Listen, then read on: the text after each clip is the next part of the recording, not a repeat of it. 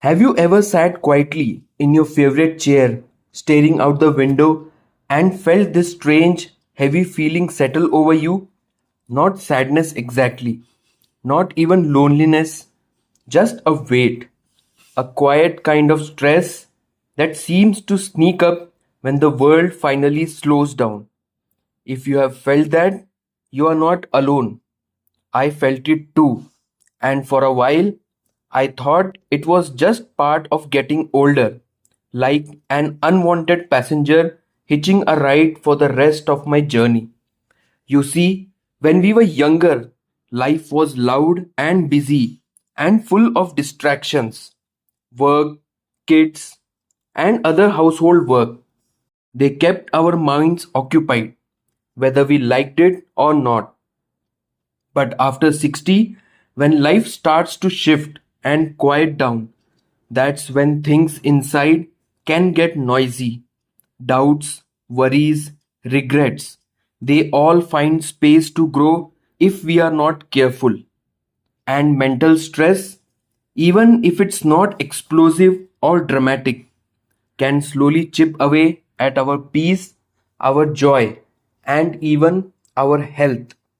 That's why today I want to talk about something very close to my heart, how I faced mental stress after 60, how it almost got the better of me, and most importantly, how I adapted and not just survived but thrived as well. Because believe me, there is a beautiful, calm, joyful life waiting on the other side of that stress. We just have to know how to reach for it. I remember one evening very clearly. It was my birthday, my 61st. I was sitting at the dinner table after everyone had gone home. The dishes were still piled up in the sink. Half the balloons had already sagged, and there I was, feeling strangely empty. I had family, I had friends, I had more free time than ever before. And yet, the mental chatter inside my head was louder than ever. Thoughts like, am I still needed? Or have I already lived my best years? Kept swirling around, refusing to let me enjoy the moment. That's when it hit me.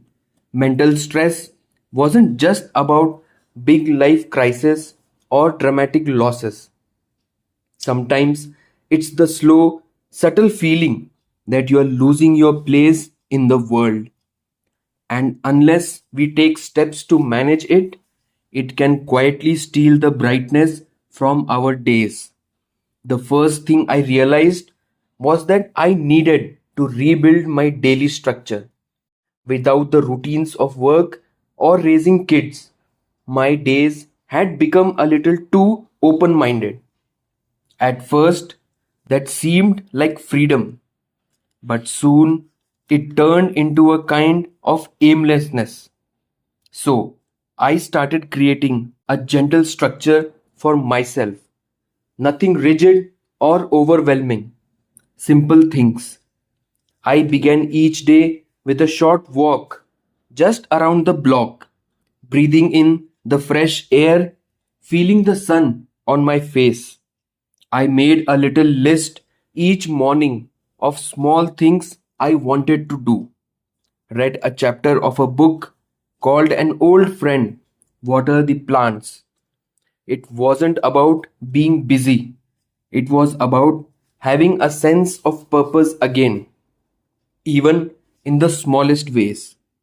Purpose, no matter how modest, is a powerful antidote to mental stress.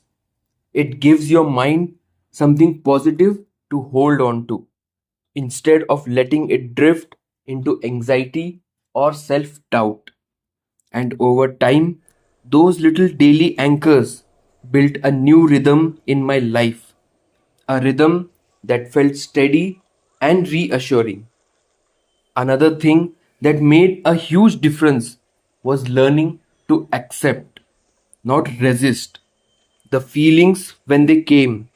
For years, Whenever I felt stressed or low, my instinct was to fight it, push it down, pretend it wasn't there. But after 60, I found that approach just didn't work anymore. The feelings didn't go away, they just found new ways to surface. So instead, I tried something different.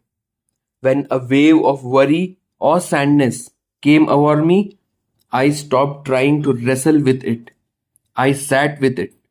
I acknowledged it like you would greet an old, familiar guest at your door.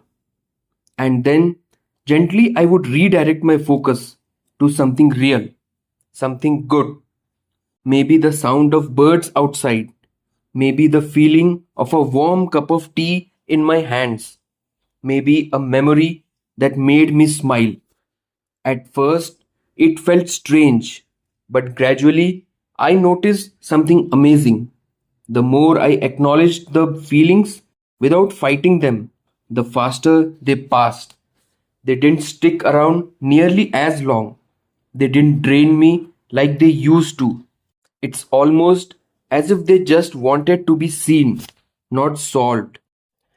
Building that acceptance into my daily life was one of the most freeing things I ever did.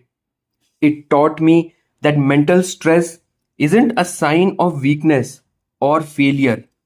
It's simply part of being human, part of living a full and meaningful life. And speaking of living fully, another powerful lesson I learned was about the importance of connection. Not just casual chit chat or polite hellos, but real, meaningful connection. When I retired, I assumed that friendships would just naturally continue. But the truth is, maintaining close bonds after 60 takes a little more intention. I started making small efforts, inviting a neighbor over for coffee, joining a local book club, even though I felt nervous, reaching out to old friends with a simple, heartfelt message. Sometimes the connections clicked, sometimes they didn't. But every time I reached out, I felt a little stronger, a little less weighed down. And here's the beautiful part. Every small connection reminded me that I was alone on this journey. None of us are. We are not alone in this journey. We are all figuring it out together, one step at a time. As the days passed and those small routines and connections became part of my life, I noticed another truth. Mental stress often feeds on silence, not the peaceful kind of silence we enjoy, but the silence where worries echo louder and louder. I realized I needed to fill that space with things that nourished my mind, not drained it. One simple change I made was being careful about what I consumed every day. I used to leave the news on in the background for hours, thinking it kept me informed. But all it really did was fuel my anxiety. Now, I still stay updated, but I limit it. Just enough to know what's important, and then I turn it off. Instead, I fill my home with music that lifts my spirit, podcasts that make me laugh, or audiobooks that inspire me.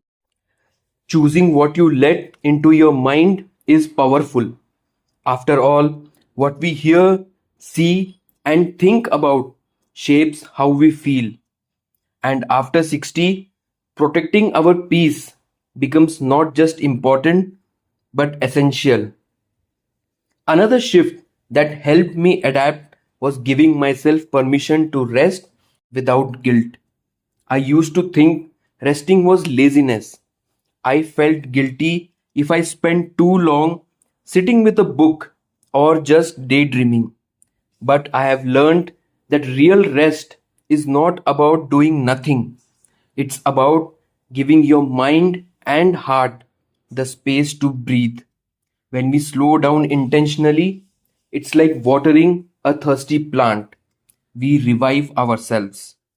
Sometimes I simply sit outside, close my eyes, and feel the breeze. I'm not trying to solve anything or be productive. I'm just allowing myself to be. And in those quiet moments, the mental stress melts away almost without me noticing. The final piece that truly helped me thrive was gratitude. Not in a forced, fake smile kind of way, but honest, simple gratitude. Every night, before I go to bed, I think of three small things that made me smile that day. Some days it's a phone call, some days it's a good meal, some days it's just the fact that my knees didn't hurt when I stood up. Gratitude doesn't erase problems, but it shifts the weight inside.